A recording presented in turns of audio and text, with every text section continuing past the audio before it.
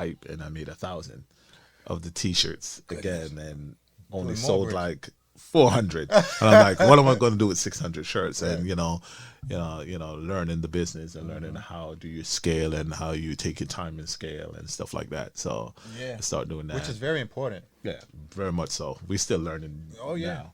You know, we do so you know, man. Young entrepreneurs, to cut you off, Dreu, don't go buy 2,000 T-shirts and 2,000 sweats if you're trying to start your brand right off. It may not be a good idea. No. You know, cut your volume down, maybe 100, maybe even 50, maybe even less than that. Yeah. If you can afford it, why not? Because you just sit down on the product for a long period of time, and then it's good promotion. You give it out. That's a expensive promotion when you're just starting. So you could promote. That's what I said, if you can't afford it. Yeah, if you can afford it. But if you're just it. starting, you could start with a smaller amount. And this is just my opinion. I'm not saying that is the book on how you need to market stuff. But, you know, you could start smaller. Right. You could, and now it's I agree with that. Yeah, it's now, you know, now you have social media, man. You know what I mean? And, you know, social media creates the smoke. Yeah, it does. You know, it creates the smoke. So you could actually really only make 36 T-shirts and give it to the right people. Yeah. And that one person gets 100,000 people looking at that one shirt. Mm-hmm. You know what I mean? And if you get a 1% conversion on that, you know what I mean? You sold 100 T-shirts. And depending on how much you're just selling like that fast, you know what I mean? And depending on you're selling it for. So, So talk about some of your high-end customers that you've had and your experiences with them that you would like to share with, because you know a lot of people, and we're going to get to Wingate and your connection there, but like I said, with everyone that we have come here, it's through Wingate Park that there's a connection, right? And you walk, there are people that walk past you every day, they don't know who you are, and that's fine. Yeah, which I'm very much fine. Yeah, and I am too, comfortable. Right. But they experience respect. Yeah, it is. You don't have to speak. Yeah. But you know, they always talk about, there are no examples in the hood of black men doing great things, and I'm like, not in Brooklyn, right here in Wingate Park. Every block though. Yeah. Yeah. So let's speak Absolutely. speak to your experiences dealing with not just the average man, but also privileged individuals who. I was privileged to work with quite a few, Say their names. Celebrities. And, it was a trickle effect. The same thing. It started from, Jason, and Jason introduced me to Raphael, who you shout out to also Ra. know. Absolutely. And we became very good friends as well. And he introduced me to Al Harrington. Al Harrington was my first main celebrity client. I was just working with, lawyers and guys who just want to look great and just had the money to do so.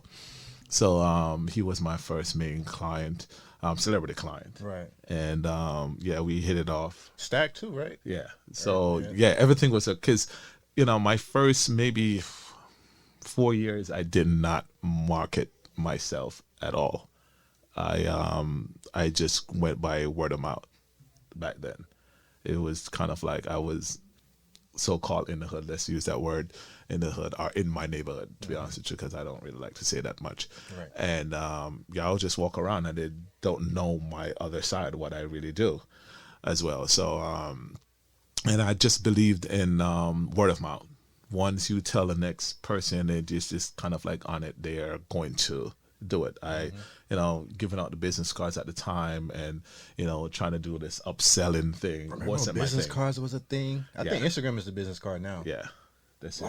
Go to my IG. Yeah, that's it. What I mean? Telling people, you have an IG. Shit, we don't even ask for numbers no more. No, it's kind of... You got IG? Yeah, it's mad. It's so removed. Yeah. In so many different ways, creating a wedge into, personal contact. But, work with him. Then he had introduced me to his cousin, which is Dante Jones. I worked with him for a little bit. Duke grad, NBA vet. Yeah, so I worked with him. I worked with, Steven Jackson, Hold Garrett it down, Ford. Stack. We see you out there, baby. Hold it down. Stack Jack is really... Steven Jackson. Yeah, he's a real dude. Yeah, he is, man. And I must say, I can't say I know him like, for many years or anything, but the little time that we worked with each other, he is the same person you see in the basketball game, on TV now. He's the same person just chilling when we, go by there, make his clothes. We used to do his, I used to design clothes for his season. You know what I mean? So that's how I used to work. Wow. Like, they would just come in and they're like, okay, I need clothes for 40 games. That's crazy. And we'll That's just, dope. Ooh, Drew, you so That's what's up. so I had to just kind of like tap into my creativity now and be able to come up with different looks for 40 games for one person. The world is your oyster, that has right? has the same personality, but giving him different looks. So it was, it was a little difficult, but at the same time, I love doing it. I love the challenge. I love making people look great. You said same personality, but Same personality, but different looks. And that's, you're speaking about the clothing. Yes. So Now, to talk about that, you said something right. That's a bar. A lot of people don't know. So for me, I gravitate to when I'm designing, because I do made to measure and custom for the client. So I will not put you in something that if you walk out, they're going to be like, that's totally not you. You look like a jerk. You look like, even though the clothes looks good, but it's just, you're not selling it. So I like to design stuff around people's personality. You know what I mean? Raphael Edwards, that he pushes me creatively. When he just started, he's always loved, fashion and looks and everything. And he's a very confident guy, Yes, he is. as you can see. And for me, it was just kind of like, how do I take that and transcend it in clothes? And it doesn't look like the clothes is wearing him. You know what I mean? And so that's what I mean. He's wearing the clothes. He's wearing the clothes. You know what I mean? So I'm never the type of person just to say, oh, it's my clothes make you at all. I like to blend your personality. I like to bring out what you is, even if it's hidden. Because there's some people just lay back. Yeah. And I'll just kind of like, we ask questions and we talk about colors, and you might have your favorite color. We start with there. Even though I might want to take you Really? into pink. So it's almost like you interview the person who you're getting ready to create I for. absolutely do that. I do. I have a questionnaire that I interview you Are and you everything. kidding me? I never heard of that. That's super dope, man. Yeah. So that's what I do, and we'll talk about, what is your comfort zone, what you don't really like doing, and at that time, even Stack used to say, "Listen, Beck, I'm not with that slim thing, man. You're going to the slim thing." This is the PG version. So wait, has he converted? Yeah, he's way more tailored now. He's very tailored. Believe it or not, Ra used to say the same thing, and he's just like, he buys in, and it's about just feeling good and feeling great. So, I love working with these people. I've worked with a couple other people through, relationships with stylists. It's never that I just, it's a community. So what we do is a community of people working together, and stylists see what I do and love what I do and say, what, I have my client. I want you to do certain things. That's how, I, make a couple of stuff for Will Smith. I did that. I saw that. So he was on what show he's on? Was it not Letterman? No, I think it's Jimmy Fallon. I think Jimmy Fallon. I think it's one of those. Dude, that ain't regular, man. Yeah, That's not regular. My homegirl Ty reached out to me about that and connected me with somebody else who wanted me to make that look. So I made I designed some stuff based on what they wanted. Garmentry for Willard Smith. Entangled Will Smith. No, I'm fine. So so we work together. The stylists would sometimes give me their vision, and I'll just take that vision and just kind of like mold it and give it back to them and make it hit. Jimmy asks, it's being in your genre, I would say of fashion and garments. Is it more female or male driven? Well, I won't even say it's that anymore. No, it seems to be wide open. But as a black man in the industry, how is it to maneuver? Because it would seem it would be a little bit different. I mean, back in the day, when you think about a stylist, you think about a female being a stylist. Right. Way back in the day. Right. Now it's an even keel, it's balance. I think it's just right now is just who is creative, who is willing to express themselves and be able to transcend what they have in their head and put it out there. It's just what it is. So I wouldn't say it's male driven or female driven. I think it's just who have the lack of a better word, the balls to take what they have here and just put it on a human being. You know what I mean? It's just like you're telling a human being that this is how I think you need to look for this situation or this event. Yeah. And that alone, sometimes when growing up, you don't want your mom to tell you what to wear. Exactly. So, it's just about that. And, it's just, in this game is everybody plays a role.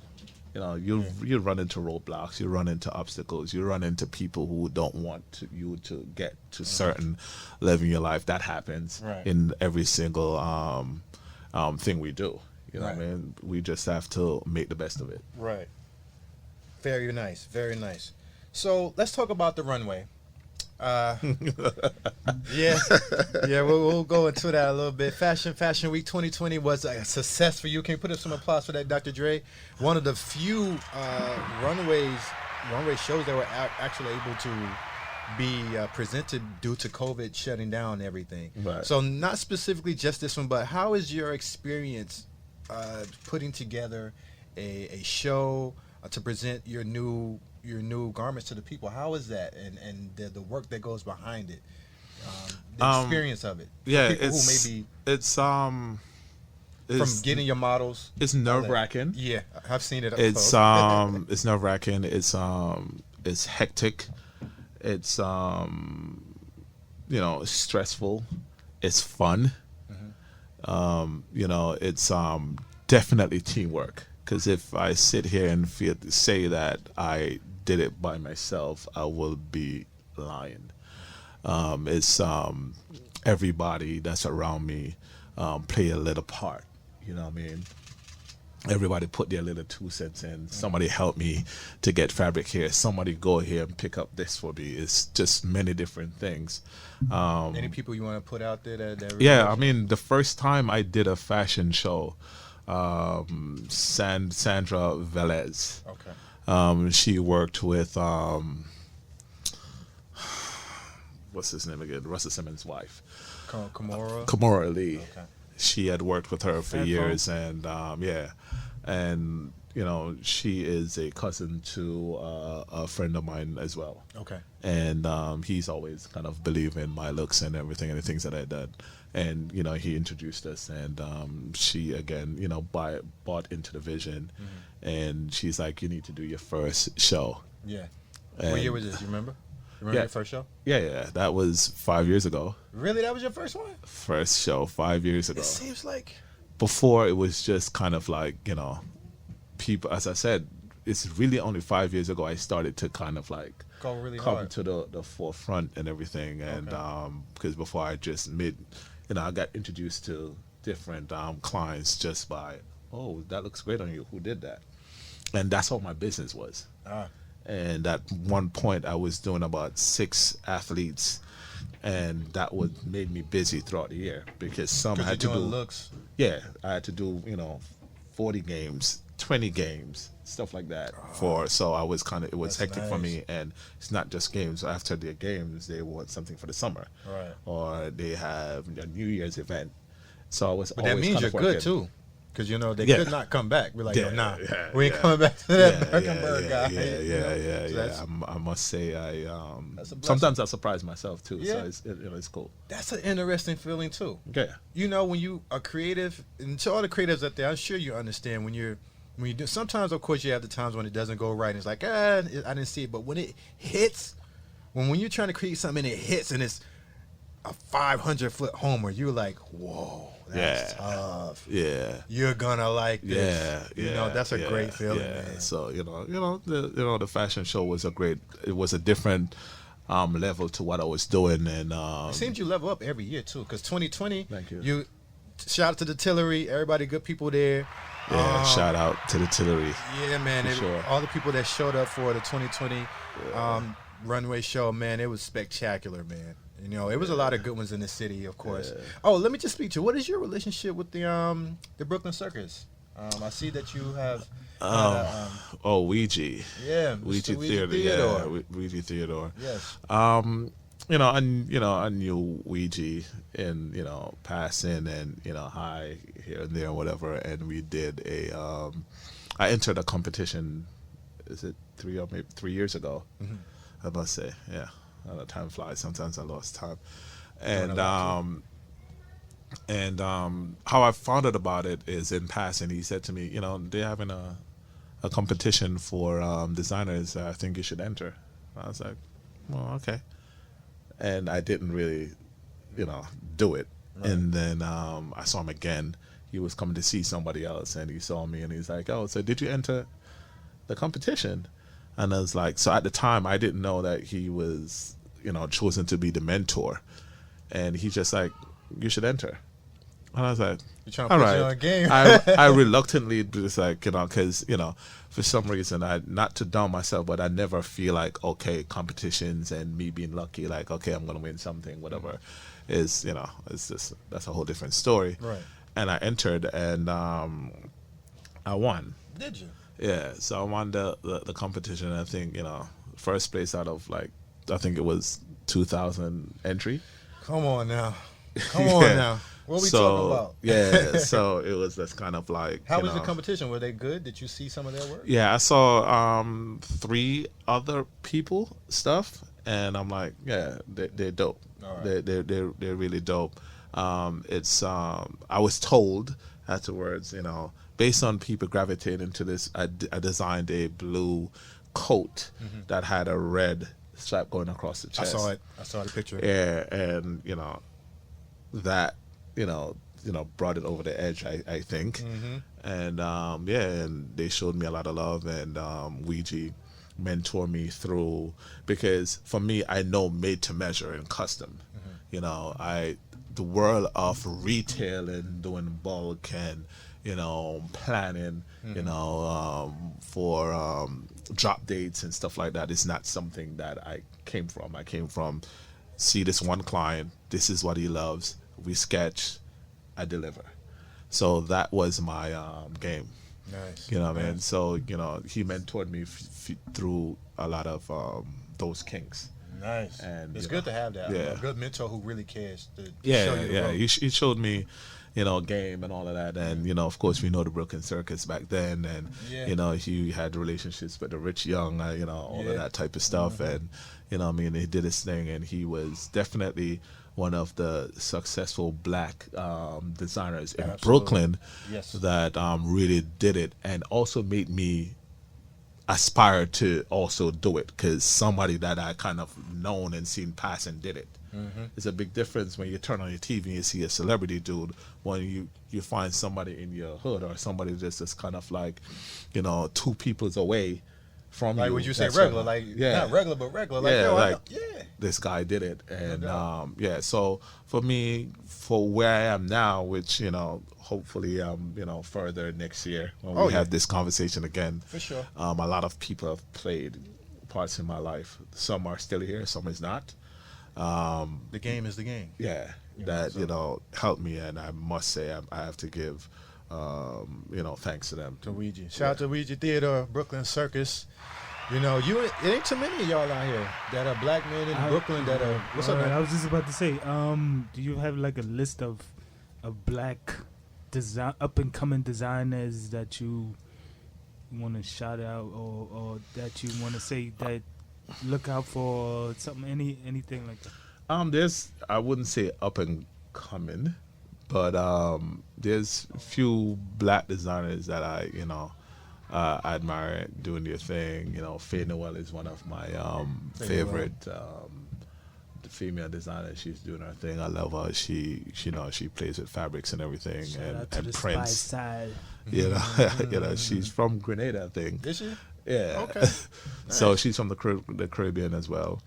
Ouija is always doing this thing. I have to, definitely that's somebody that you would need to always look out for. You just never know. He would just hit you with something else. Yeah. The Nadine Lyons. Okay. She opened for my last show. I think that she Yeah, Maroon. has Is it Maroon 70? Ramoon's Maroon